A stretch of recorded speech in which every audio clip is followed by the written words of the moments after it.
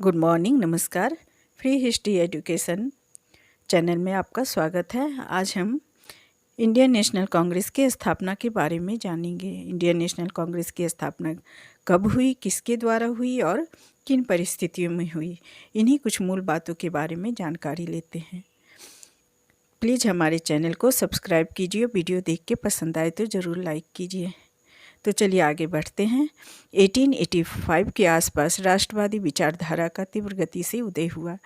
जैसे जैसे राष्ट्रवाद का विकास हो रहा था, वैसे वैसे राष्ट्रवादी राजनीतिज्ञ की संख्या बढ़ने लगी थी।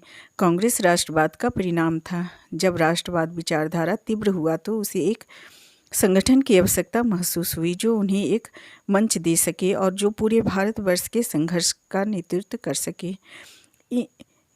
इसी के ध्यान में रखते हुए कांग्रेस की स्थापना हुई। 1857 के क्रांति के बाद बहुत सी संस्था बनी और ये संस्था लोकल संस्था बनकर रह गई। लोकल समस्याओं के समाधान करती हुई ये आगे नहीं बढ़ पाई। ब्रिटिश के खिलाफ भारत में क्षेत्रीय स्तर पर भी संस्था का निर्माण हुआ था, लेकिन इनका कार्य क्षेत्र अपने क्षेत्र तक ही सीमित रहा। लेकिन इनके राजनीतिज्ञ, इनके नेता राष्ट्रीय स्तर के थे और वे आवश्यकता महसूस किए कि अखिल भारतीय स्तर पर एक संस्था हो।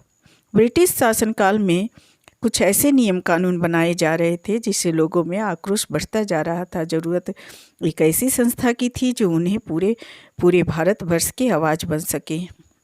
कांग्रेस के 3 act, vernacular act, arms act और इल्बर्ट बिल ने आग में घी डालने का काम किया। लोग ब्रिटिश के नियम कानून, भेदभाव की नीति से परेशान थे और एक संस्था चाहते थे जो उनकी बातों को ब्रिटिश सरकार तक पहुंचा सके।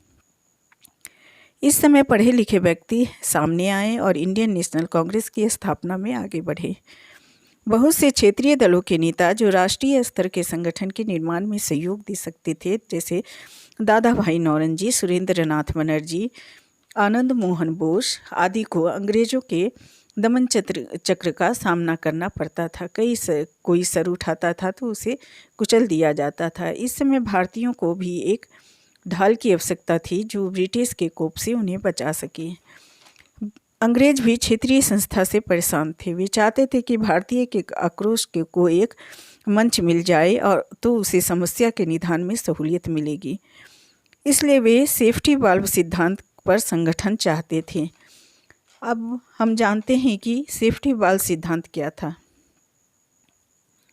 जनता के आक्रोश को बाहर निकालने के लिए एक सेफ्टी वाल्व सिद्धांत दी गई।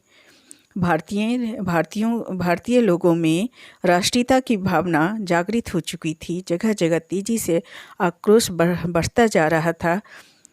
इसे देखते हुए सेफ्टी वाल्व का सिद्धांत दिया गया।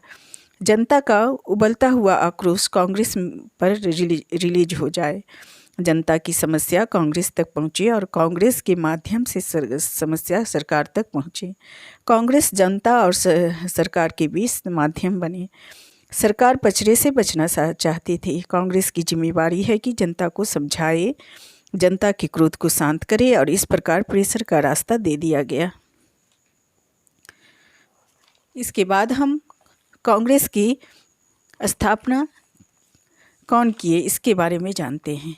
इंडियन नेशनल कांग्रेस की स्थापना A.O. ह्यूम, जो एक रिटायर्ड सिविल सर्वेंट अफसर थे, स्कॉटलैंड के निवासी थे, उनके द्वारा 28 दिसंबर 1885 में की गई। शुरू में इसका नाम इंडियन नेशनल संघ था। A.O. ह्यूम इसके प्रथम महासचिव थे और प्रथम अध्यक्ष व्योमेश चंद्र बनर्जी थे। इसका पहला अधिवेशन बम्बई में गुरुकुल दास तेजपाल संस्कृत विद्यालय में हुई। इसका उद्देश्य छोटे छोटे स्तर पर हो रहे संघर्ष को एक संस्था के माध्यम से सरकार तक पहुंचाना था। बाद में इस संस्था का नाम दादा भाई नौरोजी ने इंडियन नेशनल कांग्रेस दे दिया। इसकी स्थापना लॉर्ड डफरिन के समय में हुई। प्रारंभ में पहले अधिवेशन में इसके सदस्य 72 थे, लेकिन धीरे धीरे राष्ट्रीय स्तर पर सदस्य जुड़ते गए।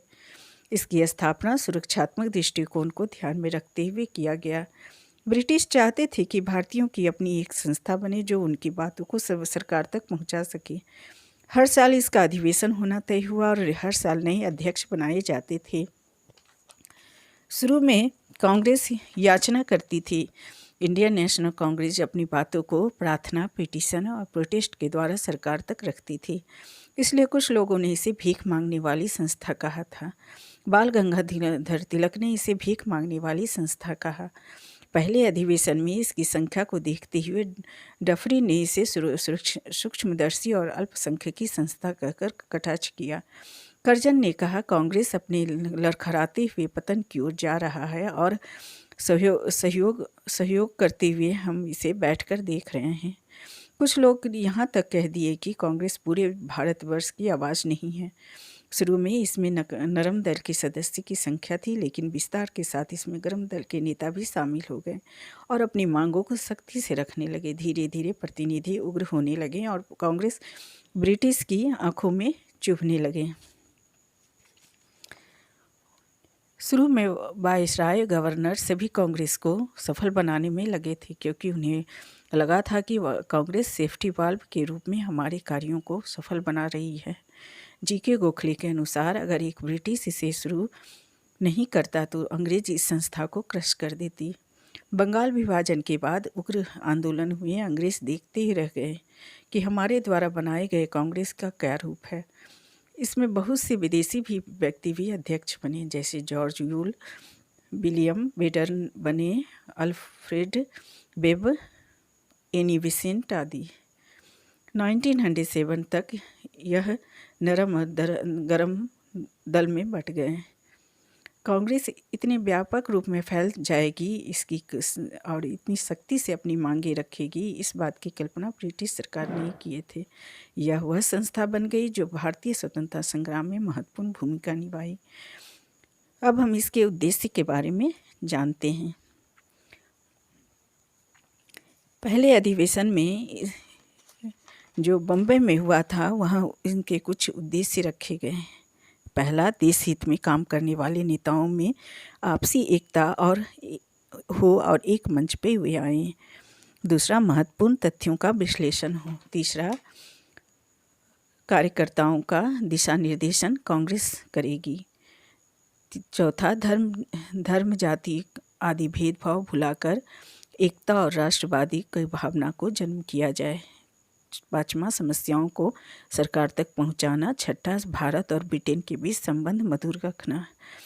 धीरे धीरे स्वशासन का विचार का जन्म हुआ और 9 मांगे रखी गई। पहला, प्रशासन तंत्र की जांच हो और भारतीय प्रतिनिधियों की संख्या बढ़ाई जाए। दूसरा, केंद्रीय और प्रांतीय लेजिस्लेटिव का विस्तार हो और सदस्यों का निर्वाचन किया जाए। वार्षिक बजट पर विचार किया होना चाहिए। तीसरा, प्रश्न पूछने का अधिकार मिलना चाहिए। चौथा, सेना पर खर्च कम किया जाए। पाँचवा, चुंगी को फिर से चालू किया जाए, लाइसेंस सिस्टम पर विचार करें। छठा, बर्मा को भारत से अलग किया जाए। सातवां, सिविल सेवा की परीक्षा इंग्लैंड और भारत में साथ साथ कराया जाए। उम्र सीमा जो घटा दी गई थी उसे फिर से बढ़ाया जाए, 19 से बढ़ाकर 23 वर्ष किया जाए। 8वां, हमारी मांगे प्रांतीय क्षेत्र में प्रसारित किया जाए। 9वां, अगला अधिवेशन कलकत्ता में होना तय हुआ। थैंक्स। हमारे चैनल को सब्सक्राइब कीजिए और वीडियो पसंद आए तो ज़रूर लाइक कीजिए। थैंक्स।